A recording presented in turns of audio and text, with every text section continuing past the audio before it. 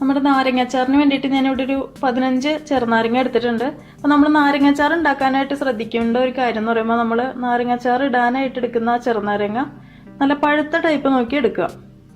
ഇച്ചിരി പച്ചപ്പ് പോലെയൊക്കെയുള്ള നാരങ്ങയാണെങ്കിൽ എടുക്കാൻ നിൽക്കരുത്. നമ്മൾ അത് കടയിൽ നിന്ന് വാങ്ങിക്കുമ്പോൾ തന്നെ തിരഞ്ഞെടുക്കുക. നമ്മൾ അച്ചാറിനല്ല എടുക്കുന്നത്, അപ്പോൾ അതുകൊണ്ട് തിരഞ്ഞെടുക്കാൻ ശ്രദ്ധിക്കുക. അപ്പോൾ നമ്മുടെ നാരങ്ങ ഞാൻ നന്നായിട്ട് കഴുകിയൊക്കെ എടുത്ത് വെച്ചിട്ടുണ്ട്. ആദ്യം തന്നെ നമുക്ക് ഇതിൻ്റെ ഒരു കയ്പും കട്ടൊക്കെ ഒന്ന് കളഞ്ഞെടുക്കണം. അപ്പോൾ അതിനായിട്ടൊരു പാത്രത്തിലേക്ക് കുറച്ച് വെള്ളം ഒഴിച്ചിട്ട് ഇതൊന്ന് തിളപ്പിച്ചെടുക്കുക. അങ്ങനെ ചെയ്യുമ്പോൾ തന്നെ നമ്മുടെ നാരങ്ങയുടെ ഒരു കയ്പൊക്കെ ഒരു 1/4 ഭാഗത്തോളം മാറിക്കിട്ടും. നമ്മുടെ ചെറുനാരങ്ങ തിളപ്പിക്കാനായിട്ട് ഞാൻ വെച്ചിട്ടുണ്ട്. ഇനിയിപ്പോൾ ഇതൊരു 10 മിനിറ്റ് ഇതുപോലെ തന്നെ ഇരിക്കട്ടെ കേട്ടോ. ഒരു മീഡിയം ഫ്ലെയിമിൽ വെച്ചാൽ മതിയാവും. എന്നിട്ട് നമുക്ക് ഈ വെള്ളം മാറ്റാം. ഇനി നമുക്ക് ഇഡ്ഡലി ചെമ്പിൽ കുറച്ച് വെള്ളം വെക്കുക. അപ്പോൾ വെള്ളം വെക്കുമ്പോൾ ഒരു 10 മിനിറ്റ് തിളയ്ക്കാൻ ആവശ്യത്തിനുള്ള വെള്ളം വെക്കണം കേട്ടോ, അല്ലെങ്കിൽ പാത്രം കരിഞ്ഞു പോകും. എന്നിട്ട് നമുക്ക് ഇതുപോലത്തെ ഒരു അരിപ്പത്തട്ട് ഇതിലേക്ക് ഇറക്കി വെക്കുക. എന്നിട്ട് നമ്മുടെ ചെറുനാരങ്ങ എല്ലാം പെറുക്കി വെക്കുക ഇതിലേക്ക്.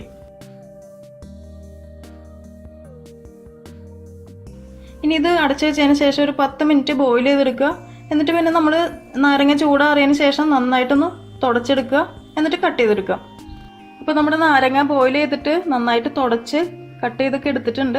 അപ്പോൾ നിങ്ങൾ കട്ട് ചെയ്യുമ്പോൾ ഒരു കാര്യം ശ്രദ്ധിക്കേണ്ടതെന്ന് പറയുമ്പോൾ ഇതിൽ കുരുവൊക്കെ ഉണ്ടെങ്കിൽ മാക്സിമം കുരുവൊക്കെ ഒന്ന് കളയാനായിട്ട് ശ്രദ്ധിക്കുക. നമ്മളിത് ബോയിൽ ചെയ്തെടുക്കുന്നതുകൊണ്ട് തന്നെ ആ കുരു ഈസി ആയിട്ട് തന്നെ അത് എടുക്കാനായിട്ട് കിട്ടും. നമ്മൾ പച്ചയ്ക്ക് കട്ട് ചെയ്യുന്നല്ലോ, പച്ചയ്ക്ക് കട്ട് എടുക്കുകയാണെങ്കിൽ കുറച്ച് പാടാണത് കുരു എടുക്കാനായിട്ട്. ഇനി ഇതിലേക്ക് കുറച്ച് ഉപ്പിട്ട് കൊടുക്കുക. ഉപ്പിൻ്റെ അളവെന്ന് പറയുമ്പോൾ കുറച്ച് കൂടുതലായിട്ട് ഇടണം, കാരണം നാരങ്ങയിൽ ആ ഉപ്പൊക്കെ പിടിക്കണം. പിന്നെ നമ്മൾ അച്ചാറല്ലേ ഇടുന്നത്, അപ്പോൾ ഉപ്പ് ഇച്ചിരി വേണം. ഇനി ഇത് നന്നായിട്ടൊന്ന് മിക്സ് ചെയ്തതിന് ശേഷം അടച്ചു വെക്കുക. എന്നിട്ട് ഒരു ദിവസം ഫുള്ള് ഇതുപോലെ തന്നെ ഇരിക്കട്ടെ. അതിന് ശേഷം നമുക്ക് അച്ചാർ ഉണ്ടാക്കാം. അപ്പോൾ നമ്മുടെ നാരങ്ങ ഒരു ദിവസം കംപ്ലീറ്റ് ആയിട്ട് റെസ്റ്റ് ചെയ്യാൻ വെച്ചിട്ടുണ്ടായിരുന്നു. അതിപ്പോൾ റെഡി ആയിട്ടുണ്ട്. നമുക്കിനി ഇതിലേക്ക് ചേർക്കാനുള്ള കാര്യങ്ങൾ നോക്കാം. ഞാനിവിടെ ഇഞ്ചി എടുത്തിട്ടുണ്ട്, വെളുത്തുള്ളി എടുത്തിട്ടുണ്ട്, കുറച്ച് കറിവേപ്പില എടുത്തിട്ടുണ്ട്. അപ്പോൾ ഇഞ്ചിയുടെയും വെളുത്തുള്ളിയുടെ അളവെന്ന് പറയുമ്പോൾ ഇഞ്ചി ഇതുപോലത്തെ ഒരു പീസ് ഇഞ്ചി എടുത്തിട്ടുണ്ട്. അതുപോലെ തന്നെ വെളുത്തുള്ളി എന്ന് പറയുമ്പോൾ ഇതുപോലത്തെ വലിയ ടൈപ്പ് വെളുത്തുള്ളി ഉണ്ടല്ലോ, അതുപോലത്തെ ഒരു 10 എടുത്തിട്ടുണ്ട്. നീളത്തിൽ ഇങ്ങനെ കട്ട് ചെയ്തെടുത്തതാണ്. പിന്നെ നമുക്ക് കായം പൊടിച്ചത് വേണം. ഞാനിപ്പോൾ ഇവിടെ കായത്തിൻ്റെ പൊടിയാണ് എടുക്കുന്നത്. നിങ്ങളുടെ അടുത്ത് കായത്തിൻ്റെ പൊടി ഇല്ലാന്നുണ്ടെങ്കിൽ കായത്തിൻ്റെ ഒരു കഷ്ണം ജസ്റ്റ് ഒന്ന് എണ്ണയിൽ വറുത്ത് പൊടിച്ചെടുത്താലും മതിയാവും. ഏകദേശം ഒരു 1/2 ടീസ്പൂൺ കിട്ടുന്ന രീതിക്ക് എടുത്താൽ മതിയാവും. പിന്നെ നമുക്ക് ഉലുവയും കടുകും വറുത്ത് പൊടിച്ചത് വേണം. ഞാനിപ്പോൾ ഇത് 1 ടീസ്പൂൺ കടുകും 1/2 ടീസ്പൂൺ ഉലുവയും വറുത്തൊന്ന് പൊടിച്ചെടുത്തതാണ്.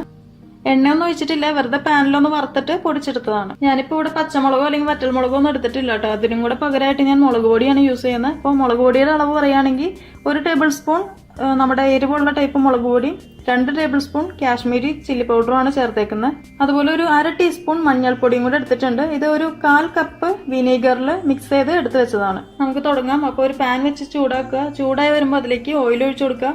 ഓയിൽ എന്ന് പറയുമ്പോൾ ഞാനിപ്പോൾ യൂസ് ചെയ്യുന്നത് സൺഫ്ലവർ ഓയിലാണ്. നിങ്ങൾക്ക് ഏതാ താല്പര്യം എന്ന് വെച്ചാൽ അത് യൂസ് ചെയ്യുക. അതായത് ഇപ്പോൾ നല്ലെണ്ണയാണെങ്കിൽ അതെടുക്കാം, അതല്ല സൺഫ്ലവർ ഓയിലാണെങ്കിൽ അത് യൂസ് ചെയ്യാം.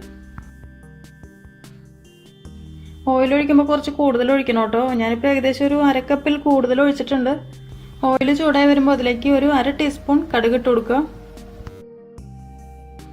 കടുക് പൊട്ടി വരുമ്പോൾ അതിലേക്ക് നമുക്ക് ഇഞ്ചി വെളുത്തുള്ളി കറിവേപ്പില ഇട്ട് കൊടുക്കാം.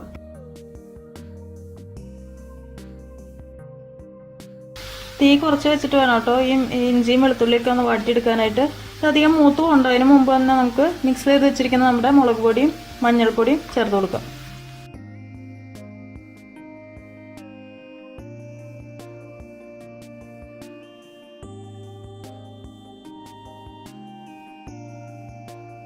ഇനിയിപ്പോൾ ഒരു 2-3 മിനിറ്റ് ഇതുപോലെ തന്നെ കിടക്കട്ടെ. നമ്മുടെ പൊടികളെല്ലാം മൂത്ത് വന്നിട്ടുണ്ട്. ഇനി ഇതിലേക്ക് നമുക്ക് പൊടിച്ച് വെച്ചിരിക്കുന്ന കടുകും ഉലുവയും കൂടെ ഇട്ട് കൊടുക്കാം. അതിൻ്റെ ഒപ്പം തന്നെ നമ്മുടെ കായത്തിൻ്റെ പൊടിയും കൂടെ ചേർത്ത് കൊടുക്കണം കേട്ടോ, 1/2 ടീസ്പൂൺ.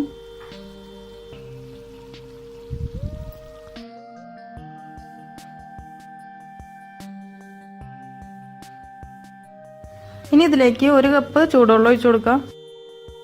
ഇനി ഇത് നന്നായിട്ടൊന്ന് തിളച്ച് വരണം. അതിനുശേഷം നമുക്ക് നാരങ്ങ ഇട്ട് കൊടുക്കാം. നമ്മളിപ്പോൾ ഒഴിച്ച ചൂടുവെള്ളം തിളച്ച് വന്നിട്ടുണ്ട്. നമുക്ക് ഇതിലേക്ക് ഇനി നമ്മുടെ നാരങ്ങ ഇട്ട് കൊടുക്കാം.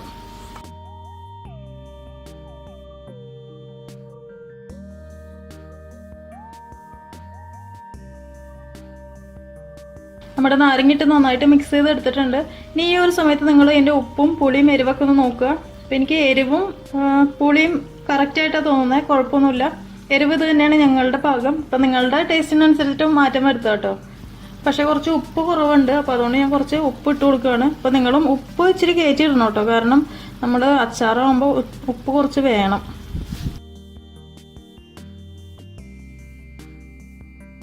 ഇനിയിപ്പോൾ നമുക്ക് ലാസ്റ്റായിട്ട് ഇതിൽ ചെയ്യാനായിട്ടുള്ളൊരു കാര്യം എന്ന് പറയുമ്പോൾ ഇതിൽ കുറച്ച് പഞ്ചസാര ഇടുക, അല്ലെങ്കിൽ കുറച്ച് ശർക്കര ചേർക്കുക. അപ്പോൾ ഞാനിപ്പോൾ പഞ്ചസാരയാണ് ചേർക്കാൻ പോണത്. അപ്പോൾ ഒരു ടീസ്പൂൺ ഇട്ടാൽ മതിയാവും.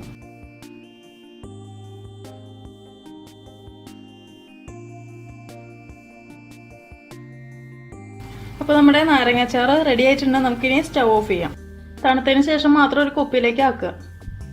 അപ്പോൾ നമ്മുടെ നാരങ്ങാച്ചാറ് റെഡി ആയിട്ടുണ്ട്. നിങ്ങൾ ട്രൈ ചെയ്യാൻ മറക്കരുത്, കാരണം നല്ല സൂപ്പർ അച്ചാറാണ്.